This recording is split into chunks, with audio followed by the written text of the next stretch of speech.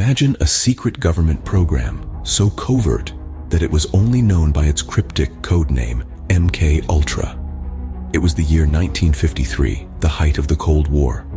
The Central Intelligence Agency of the United States, more commonly known as the CIA, sparked into existence an initiative that would forever be etched into the annals of history. The fear of mind control techniques, believed to be employed by their adversaries, created a palpable tension. This fear, coupled with the desire to gain an upper hand in this psychological war, led to the birth of MK Ultra. But what was MK Ultra, you may ask? It was a top-secret program, its very existence concealed from the public eye. Its primary goal: to research and develop chemical and biological agents that could be used for mind control and psychological torture during the Cold War. Thus, MK Ultra was born, a program shrouded in secrecy and mystery. The roots of MK Ultra are deeply entwined with some of the darkest chapters of human history. It's a chilling fact that the foundation of this infamous project was influenced by the Nazi human experimentation during World War II. These were abhorrent tests done on Jewish prisoners, where ethical and moral boundaries were ruthlessly dismissed. In the aftermath of the war, under the auspices of Operation Paperclip, the United States covertly recruited and relocated Nazi scientists to their own shores. These scientists, despite their heinous actions, were considered valuable for their expertise. Their knowledge and experience gained from the darkest corners of human morality played a significant role in shaping MK Ultra.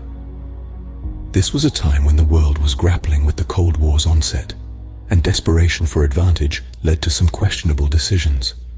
The seeds of MK Ultra were sown in a time of great turmoil and desperation. A program as secretive as MK Ultra needed a leader who could navigate the shadows. Enter Sidney Gottlieb, the chemist at the helm of this clandestine operation. Gottlieb's leadership was as enigmatic as the project itself, with a singular focus on exploring the depths of human consciousness and the possibility of mind control. The primary aim of MK Ultra was to develop techniques and substances to manipulate individual mental states, alter brain functions, and control human behavior. This was the Cold War era, and the fear of brainwashing by enemy forces was palpable. The project was an attempt to gain the upper hand, to master the art of thought manipulation. Throughout history, the echoes of MK Ultra can be heard. Its influence is seen in various covert operations, from espionage to psychological warfare.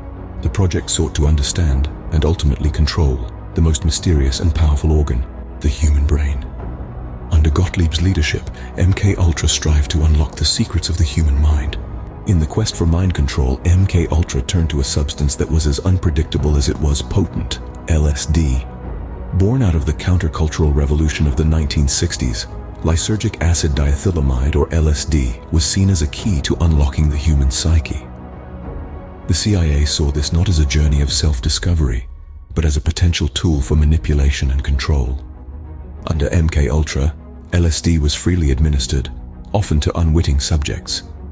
This was a dark departure from the ethical boundaries of conventional research. Operation Midnight Climax, an offshoot of MK Ultra, took this unethical experimentation to new depths. CIA operatives would lure unsuspecting individuals to safe houses, dose them with LSD, and observe the effects. This was not science. It was a violation, a breach of trust on an unthinkable scale. The use of LSD within MK Ultra was not limited to these clandestine operations. In fact, it was widespread.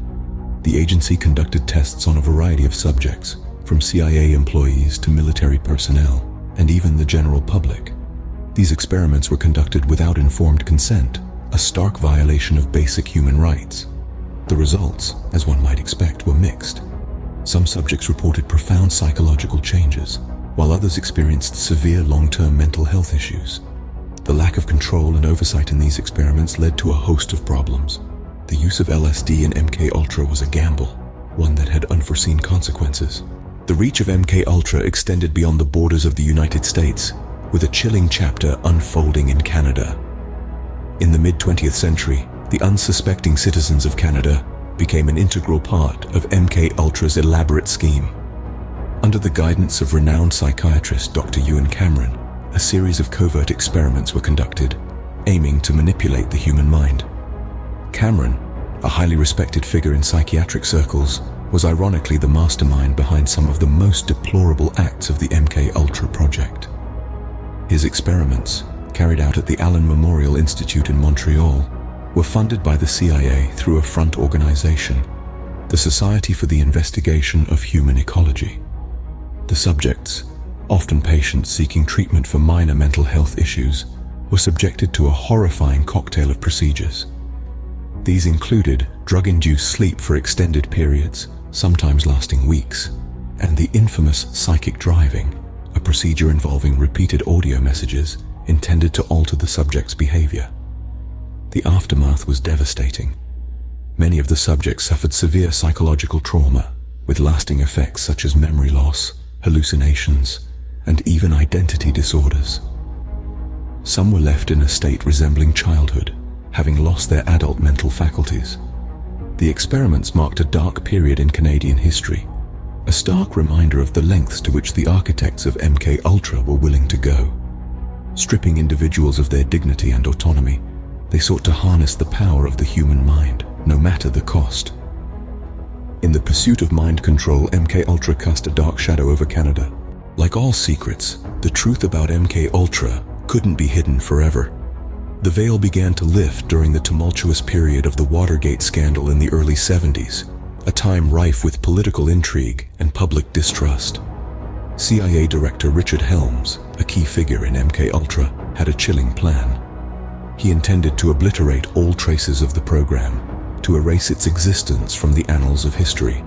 The operation was closing down, and in his view, it was crucial to destroy all documents related to MK Ultra. This was an attempt to bury the evidence of the morally questionable and ethically dubious activities that the project had been involved in. However, fate intervened. Amid the chaos of the Watergate scandal, Helms' plan was thwarted. A cache of financial documents related to MK Ultra was overlooked during the destruction process.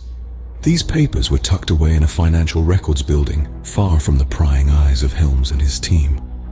When the Watergate scandal led to increased scrutiny of CIA activities, these documents were discovered. They provided the first tangible evidence of MK Ultra's existence, a shocking revelation that sent ripples across the globe.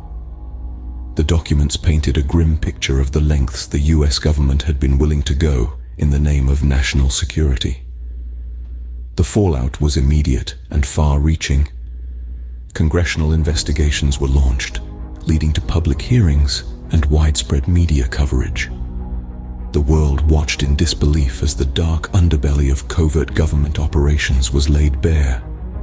But perhaps the most unsettling part of the revelation was the realization of how long these activities had been kept hidden from the public eye.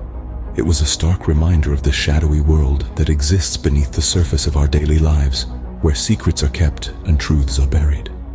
The revelation of MK Ultra shook the world, forcing us to question the lengths a government might go to in the name of national security.